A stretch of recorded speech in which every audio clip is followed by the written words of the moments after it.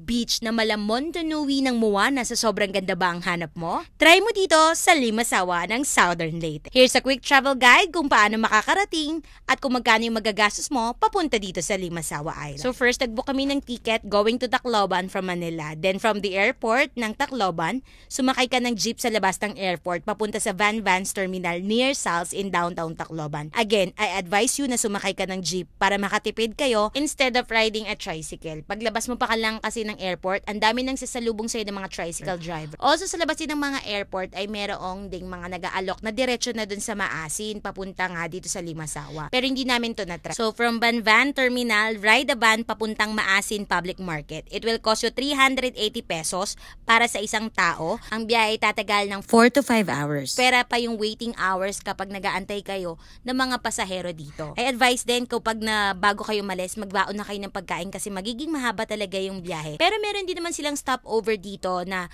kung saan yung mga locals ay nagbebenta ng kanilang mga delicacies. Try nyo bumili dito, ang sarap, lalo na yung moron, nagustuhan ko talaga siya dito. Pagdating nyo dito sa Maasin Public Terminal, sakay kayo ng multicab or mas kilala natin na jeep going to Padre Burgos. It will take you 1 hour kapag bumiyahe. 50 pesos ang bayad dito per person. Yung last stop nga pala ng mga biyahe dito ng mga multicab ay dun sa mismong pier. Pagdating naman dun sa pier ay magbabayad kayo ng environmental fee which is 65 pesos and then sasakay kayo ng boat to Limasawa Island. Kapag sumakay kayo sa mga malalaking boat katulad ng Evershine and magbabayad kayo ng 150 pesos, ang biyahe tatakbo ng 45 minutes to 1 hour. Ang sinakyan nga pala namin ditong boat ay itong Evershine 2. Malaking bangka siya at meron siyang capacity ng 150 to 180 person. Kaya hindi siya masyadong maalon kapag merong alon para dun sa mga taong mahiluhin sa biyahe sa barko. Katulad ko. Kaya advice kung kayo ay pupunta dito tapos medyo may motion sickness kayo or mahiluhin kayo, sa mga malalaking bangka kayo sumakay. Pero kung nagmamadali naman kayo, pwede kayong sumakay dun sa mga kolorom na bangka. 200 pesos yun.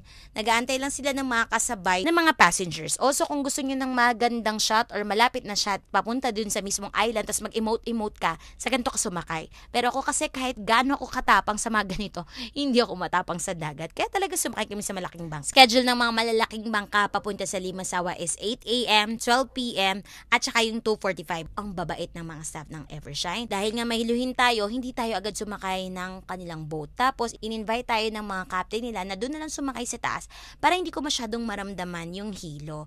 At oo nga, hindi ko masyadong naramdaman. And also, we are offered para mag-drive itong kanilang bangka. PS, hindi naman sobrang drive to Tsaka nandyan talaga sa paligid sila captain, kaya huwag kayong mag-alala. Buhay naman silang nakarating dun sa kanilang paroroonan. Ganun. During dun sa travel dun sa island ay talaga makikita mo na kung gaano kaganda itong Limasawa Island. Yung mga rock formations nila, sobrang ganda talaga. Tapos, pagdating mo naman dito sa kanilang island, papunta sa accommodation mo, marami nang nag-aantay sa pier ng mga tricycle. Magbabayad ka lang ng 25 pesos per pax papunta dun sa accommodation mo. Since sa Dakdak kami pupunta at dun yung aming nabook na accommodations, dun na kami dumiretso ng sakay.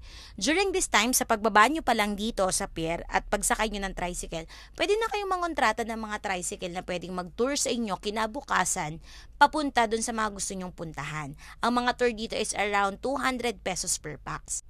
Tapos, kinabukasan, after na lang ng tour, dun na lang kayo magbabayad. Bahala na kayo dun sa usapan nyo. Pero yun yung ina-advise ko sa inyo. Pero, kung ayaw nyo namang mangontrata na agad ng sasakyan, yung mga accommodations naman, usually may mga nag-aantay naman ng mga tricycle doon. Lalo na sa Dakdak, may mga nakawait naman doon. So, wala naman kayong poproblemahin. So, yun lang yung isi-share ko for this video.